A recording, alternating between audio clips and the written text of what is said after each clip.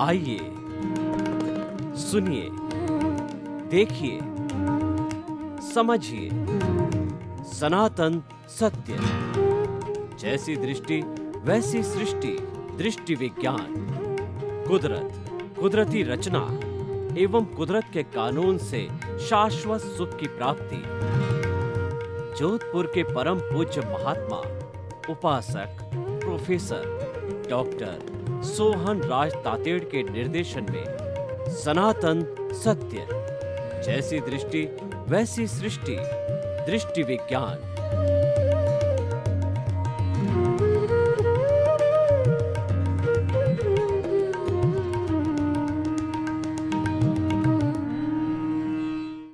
सनातन सत्य, universal truth, सार्वभौम सत्य, ultimate reality of this ब्रह्मांड, वो हम आपको देना चाहते हैं।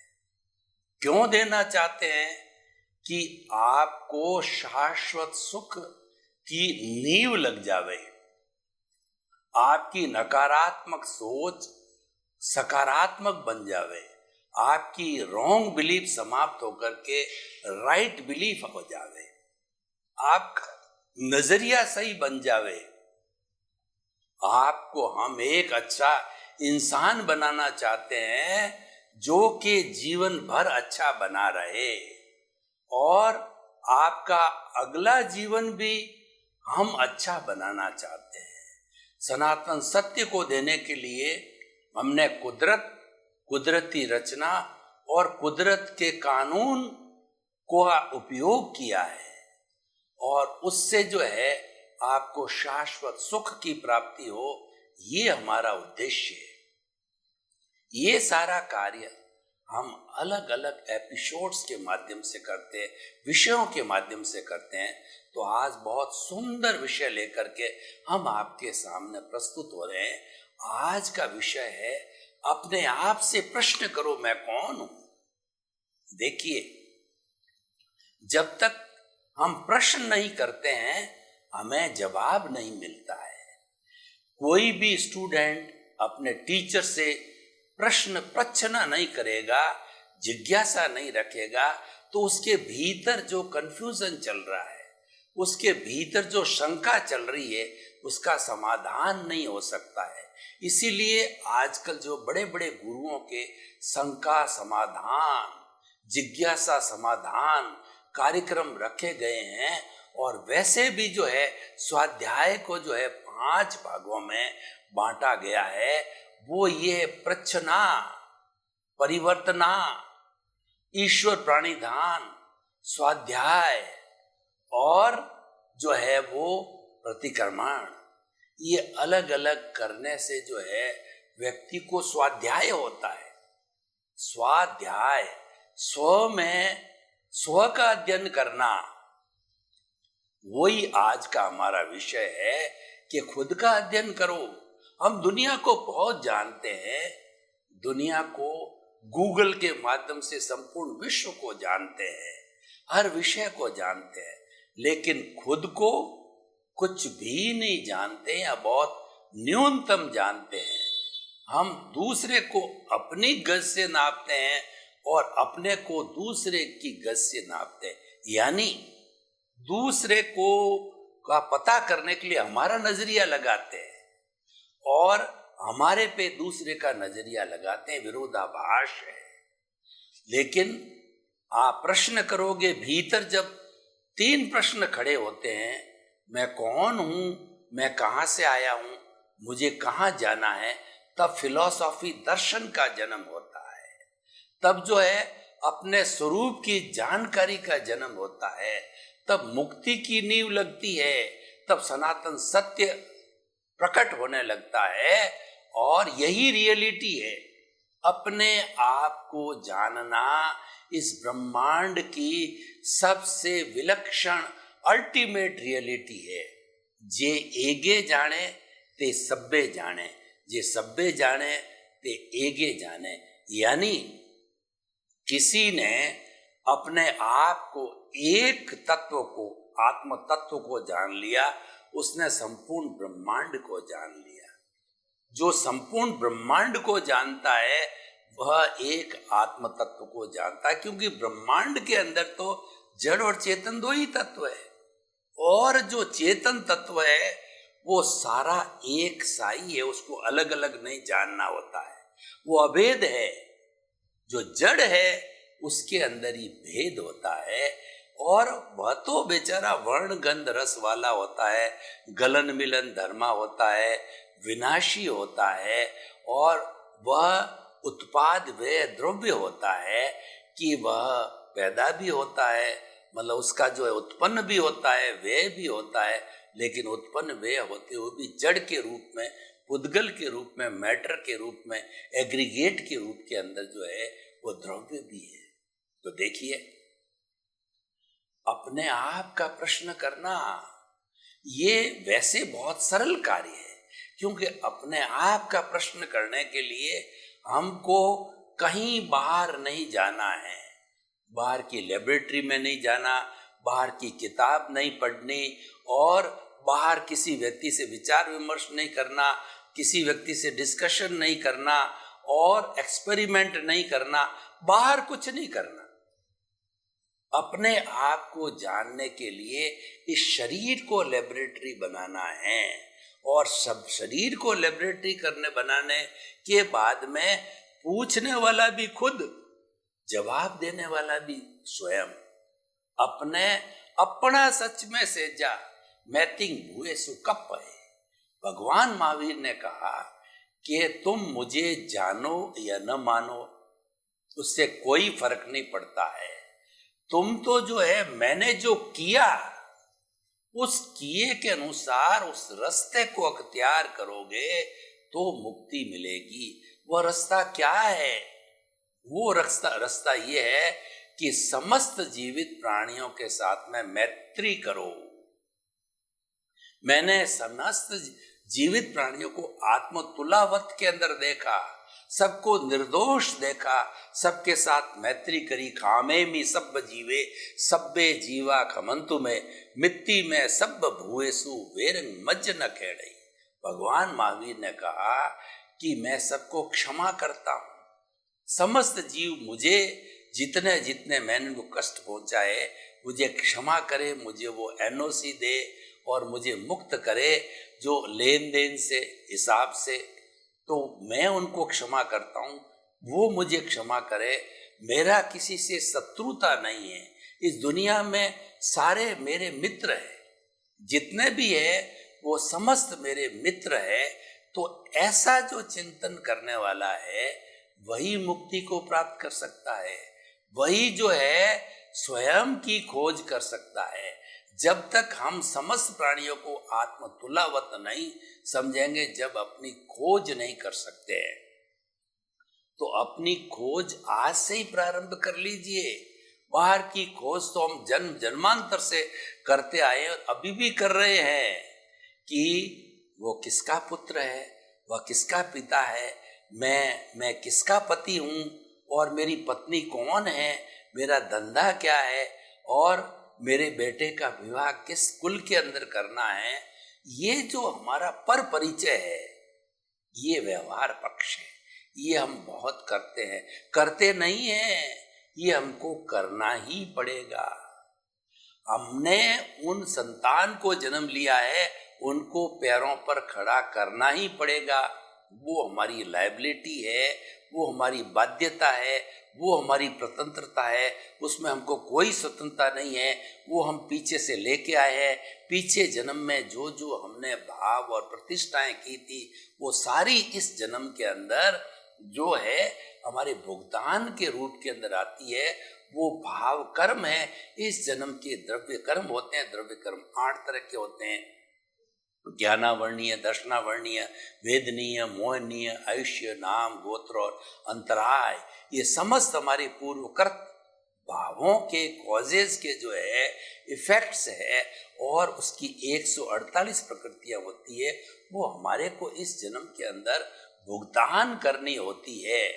किसी को लेना होता है, किसी को देना होता है। बैंक अकाउंट आपके खोला होता है और आपने लोन ले लिया। 10,000 रुपये का लोन लिया, तो लोन लेते ही वो अमाउंट आपके डेबिट हो गया। अब उसको धीरे धीरे कभी आपने 1,000 डाले, कभी 2,000 डाले, तो वो क्रेडिट होता जाएगा। और जब 10,527 रुपये उसके ब्याज समेत आपने जमा करा दिया, तो वह शून्य हो जाएगा।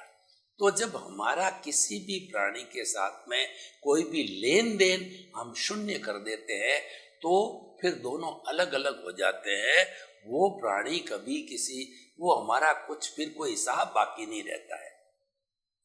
हमारे आगमकार ने बहुत सुंदर इसके बारे में एक दिया है। एक कबूतरी होती है, कबूतरी अंडा देती है, उस अंडे को वह सुरक्षित रखती है, वह अपने पंखों के नीचे दबा के रखती है, उस पर बैठी रहती है घोंसले के अंदर। उसको कोई छेड़छाड़ न करे, उसको कोई भी फोड़ न दे, उस अंडे को पकाती है। वह ऊपर बैठ करके अपनी गर्मी से पकाती है। जब वो अंडा पूरा पक जाता है, तो अंडा ऑटो मोड से फूटता है, और फूटने पर उसमें से चूजा निकलती है। तो उस चूजे को वह घोंसले के अंदर सर्दी से, गर्मी से, बरसात से, धूप से, और लू से, झंझावत से, सबसे बचाती है। और उसको चुग्गा देती है, चोंच के माध्यम से उसको बड़ा करती है। फिर वो उड़ाती है और उड़ता है, चूजा गिरता है, उड़ता है, गिरता, उड़ता है, उस कबूतर रूप में हो जाता है। उड़ते उड़ते एकदम परफेक्ट हो जाता है। परफेक्ट होकर के वो आकाश के अंदर उड़ जाता है, और कबूतरी वहीं बैठी बैठी देखती रहती है। अब उसकी माता और पुत्र का जो संबंध है, आगमकार कहते हैं कि भविष्य में वो कभी मिलते या न मिलते हैं। उन्होंने अपने कर्मों का भुगतान पूरा कर दिया। उसकी लायबिलिटी यहीं तक थी, उसको उड़ाने तक की थी, और उड़ा दिया, वो चला गया। आपने पुत्र को जन्म इसलिए दिया कि आपका भुगतान बाकी है। जब वो पैरों पर खड़ा हो जाता है, जब वो अच्छा कमाने लग जाता है, तो आपकी सारी लायबिलिटी, आपका भुगतान समाप्त हो जाता है। अब तो उसको सेवा करनी चाहिए, वो करे तो अच्छी बात है, नहीं करनी होती है आपको कोई क्लेम नहीं करना। क्यों? क्लेम करने से फिर ब्लेम लग जाता है, और जहाँ क्लेम होते हैं, ब्लेम होते हैं, वहाँ पर भीख और भय होते हैं। वहाँ ऑनरशिप होती है, डूअरशिप होती है, और कर्मों का बंधन होता है। और फिर ये आत्मा, फिर वही आवागमन। हम तो छूटना चाहते हैं, लेकिन आवागमन में हम फिर फंस जाते हैं। तो हम बात कर रहे थे, स्वाध्याय कीजिए। स्वाध्याय करने के लिए आपको भीतर जाना पड़ेगा, और आपको आत्मा के दर्शन करने पड़ेंगे। तो मैं आपको आत्मा के दर्शन कराने के लिए, स्वाध्याय करने के लिए, अपने आप को प्रश्न पूछने के लिए मैं कौन हूं, एक प्रयोग करा देता हूं। आंखें कोमलता से बंद, और हमारी कमर रीढ़ की हड्डी एंटीना की तरह सीधी रहे, और दोनों आंखें कोमलता से बंद, और दोनों हाथों की मुद्रा ध्यान मुद्रा में रहे। अब हम थोड़ा कायोत्सर्ग करेंगे। अपने चित्त को पूरे शरीर में घुमाइए, एक एक कोशिका में घुमाइए, और पूरे शरीर में निचले भाग, मध्य भाग, ऊपर के भाग के अंदर चित्त को घुमा करके ऑटो सजेशन दीजिए कि मेरा शरीर शिथिल हो जाए, शिथिल हो जाए। अब अनुभव कीजिए, पूरा शरीर शिथिल हो रहा है। कोई अकड़न नहीं, कोई जकड़न नहीं, कोई तनाव नहीं, कोई भारीपन नहीं, कोई स्ट्रेस नहीं, कोई स्ट्रेस नहीं। अनुभव कीजिए, पूरा शरीर रुई की भांति हल्का हो गया है। अनुभव कीजिए, मैं अपने स्थान से 1 फुट ऊपर उठ रहा हूँ। शरीर शिथिल, श्वास को शिथिल कीजिए। दोनों नथनों के बीच में आप चित्त को केंद्रित कीजिए। आते जाते सांस को देखिए, सांस को लंबा कीजिए। सांस ले रहे हैं तो हमारा पेट फूलना चाहिए, सांस निकल रहा है तो पेट सिकुड़ना चाहिए। सांस लंबा, गहरा, और लंबा, और लंबा, और लंबा सांस लीजिए, सांस उतना ही लंबा छोड़िए। सांस शिथिल, समतल, शिथिल सांस, शरीर शिथिल, सांस शिथिल। अब दोनों नाक के दोनों नथुनों से लाल रंग के परमाणु, पिंक कलर के परमाणु भीतर खींचिए और अनुभव कीजिए कि पिंक रंग के परमाणु आज्ञा चक्र, दर्शन केंद्र दोनों प्रकृतियों के बीच के अंदर इकट्ठे हो गए, गोला बन गया है पिंक कलर का। ये आत्मा का प्रवेश द्वार है, ये पिनियल ग्रंथि है, ये आज्ञा चक्र, ये दर्शन केंद्र है। प्रभु के दर्शन करने का केंद्र यही है, भीतर जाने का ये केंद्र है। अब आप भीतर प्रवेश हो गए, आपको दिखाई दे रहा है कि गेट ही गेट, जैसे कोई राष्ट्रपति प्रधानमंत्री आता है तो गेट गेट गेट लगाए जाते हैं। भीतर आप प्रभु के दर्शन करने जा रहे हैं, आपको गेट में से गेट, गेट में से गेट, चलते रहो, चलते रहो, देखते रहो। आपको बहुत दूर से प्रभु तो अशरीरी है, लेकिन रूप के रूप में प्रभु को तेजो पद्म शुक्ल एशिया के दायरे में बताया गया है। आप दूर से देखेंगे तो 3 चमकती हुई पट्टियां दिखेगी, सफेद चमकती हुई पट्टी, एकदम सफेद व्हाइट सफेद चमकता हुआ कलर शुक्ल लेशिया, उसके नीचे पद्म लेशिया है, हल्दी के जैसा पीला कलर चमकता हुआ पद्म लेशिया, उसके पास जो है पिंक कलर का जो है चमकता हुआ जो है पिंक कलर है, वो तेजोलेशिया। तेजोलेशिया शांति देती है, पद्मलेशिया आनंद देती है, शुक्लेशिया प्योरिटी है, और ये प्रोविटी है। ये जो है वो प्रभु का रूप है, निरालंबन ध्यान है, ये समाधि की अवस्था है।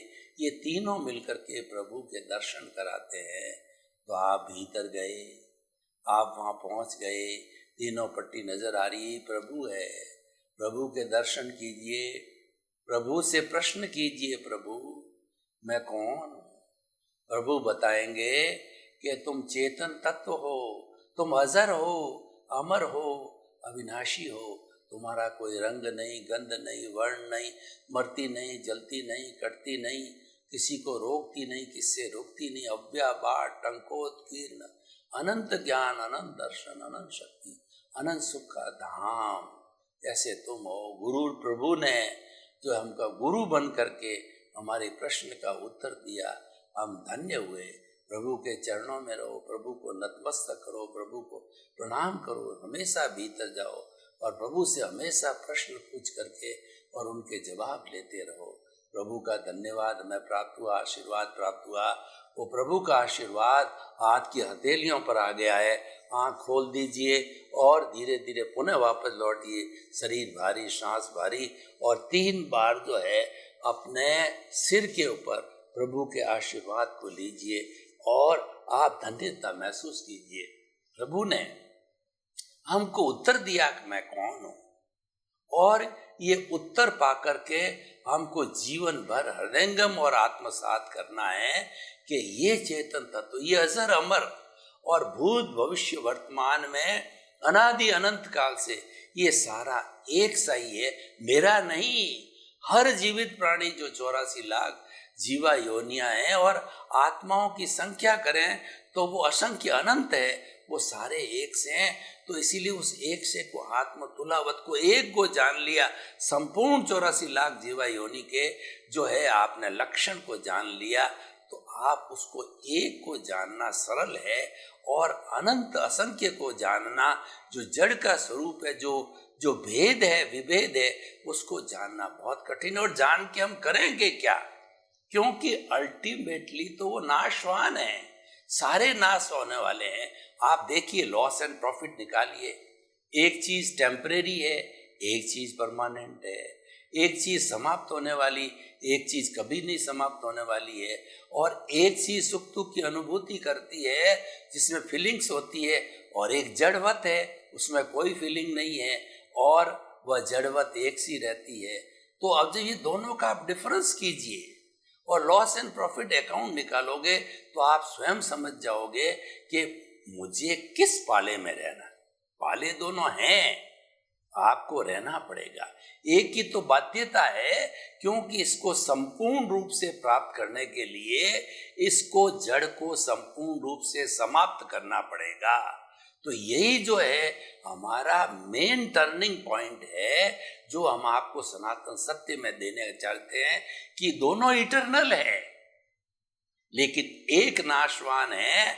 और इटर्नल का मतलब उसका परमाणु, जो भगवान महावीर ने परमाणु की परिभाषा दी कि परमाणु जो है पुद्गल का, जड़ का वो अंतिम जो है नॉन डिविजिबल, नॉन डेक्स्ट्रिबल तत्व है, जो आंखों से दिखाई नहीं देता है और किसी भी वैज्ञानिक दूरबीन से दिखाई नहीं देता। वो चतुष्पर्शी होता है, लेकिन वो पौद्गलिक है, वह इटर्नल है और उसका गलन मिलन नहीं होता है, वो शाश्वत है।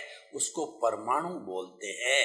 वो केवल अवधि ज्ञानी, मन प्रज्ञानी और केवल ज्ञानी ही देख पाते हैं। और जब ये एक परमाणु से द्विपरमाणु, चतुपरमाणु और अष्ट परमाणु होकर के और फिर बाद के अंदर पूरा ये संसार जड़ का बनता है, और वही जब जो परमाणु रूपी पुद्गल चतुस्पर्शी जब जाकर के आत्मा के साथ जुड़ता है, तभी ये सारे विभेद चालू होते हैं और तभी से सारी ये प्रक्रिया चालू होती है।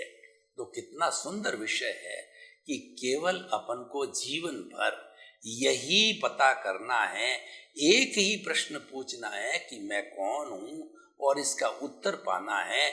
इसका उत्तर, उसको प्रश्न करने वाला भी स्वयं मैं हूँ, उत्तर देने वाला भी मैं हूँ, अलग अलग नहीं है। लेकिन प्रश्न और उत्तर की भूमिका दो अलग अलग है। जब वो एक हो जाएंगे तब वो अशरीरी बन जाएंगे, तब वो मुक्ति में चले जाएंगे। वो मुक्त अवस्था, सिद्ध बुद्ध मुक्त होकर के सिद्ध शिला में भगवान बन करके विराजमान हो जाएंगे। तो इसीलिए हम जितना देखिए, जो इतनी आपको बात बताई जा रही है वो मात्र थ्योरिटिकल नहीं है, उसका प्रैक्टिकल व्यू भी है कि जब हम भीतर के जगत में गोते लगाते हैं तो हमारा जो बाहर का जगत ऑटोमेटिकली ठीक हो जाता है। उसको ठीक करने की आवश्यकता ही नहीं है, क्योंकि जो ऊर्जा आती है वो भीतर से आती है, और बाहर का जो जगत है वो तो उसकी प्रतिध्वनि है। वो ध्वनि भीतर से आती है। भीतर का जगत सूक्ष्म है, बाहर का जगत स्थूल है। भीतर के जगत के नियम अलग है, बाहर के जगत के नियम अलग है। और भीतर के जगत से बाहर का जगत संचालित होता है, सूक्ष्म से स्थूल संचालित होता है, क्योंकि सूक्ष्म पावरफुल होता है और वास्तव में भीतर जो विराजे शुद्ध आत्मा भगवान है वो पावरफुल है। आप मुझे जवाब दीजिए, अगर वो नहीं है तो क्या होगा? आपका राम नाम सत्य होगा और आपका ये मृत शरीर जो है जड़ रूप में जला दिया जाएगा। बड़ी सिंपल सी बात है। इसीलिए सनातन सत्य क्या कहता है कि मन वचन काया से मुक्त, इससे मुक्त रहो। तो फिर मुक्त होकर के क्या करें कि मैं शुद्ध आत्मा हूं। इससे प्रश्न करो कि मैं कौन हूं, इसकी भजना करो और इसके साथ में जुड़े रहो। ये हरि है, हरि अनंत, हरि कथा अनंत है, इसकी कथा करते रहो। लेकिन नॉर्मली होता क्या है कि हम हमारे स्वरूप को तो भूल जाते हैं, जो रियलिटी है उसको भूल जाते हैं, सनातन सत्य को तो भूल जाते हैं और रिलेटिव सत्य में आ जाते हैं। रियल सत्य भूल जाते हैं। रियल सत्य सनातन सत्य है और वो दृष्टि विज्ञान है, जैसी दृष्टि वैसी सृष्टि। और हम क्या होता है, रिलेटिव पुरुषार्थ के अंदर आ जाते हैं। जन्म से मृत्यु तक जो है हम वही घोड़े और वही मैदान। हम जन्मे तो जन्मने के बाद के अंदर बच्चे हुए, खेलना कूदना खाना पीना 5 इंद्रियों का सुख है। और धीरे धीरे बड़े होने लगे तो बड़े होने के बाद के अंदर स्कूल जाना, ये वो, और फिर जो उसके बाद के अंदर हम जो है वयस्क हो गए, शादी कर दी, बाल बच्चे उनको पालना पोसना पड़ा। यानी एक रूटीन लाइफ है। वो रूटीन लाइफ जो है वो व्यवहार जगत है और सारा व्यवहार जगत है वो रिलेटिव पुरुषार्थ है। हम जो बात कर रहे हैं वो रियल पुरुषार्थ की बात कर रहे हैं। हम ये नहीं कहते हैं कि आप 24 आवर्स जो है वो रियल पुरुषार्थ में रहिए, लेकिन कम से कम 58 घड़ी काम की, 2 घड़ी राम की, तो थोड़ा समय तो अपने अस्तित्व के लिए निकालो, अपने आप से प्रश्न करने के लिए निकालो कि मैं कौन हूं, और उससे जुड़े हुए प्रश्न आपको ऑटोमेटिकली मिल जाएंगे कि मैं कहाँ से आया हूं, मुझे कहाँ जाना है। देखिए, कहाँ से आया हूं आपको बिल्कुल मिल जाएगा। कैसे मिलेगा?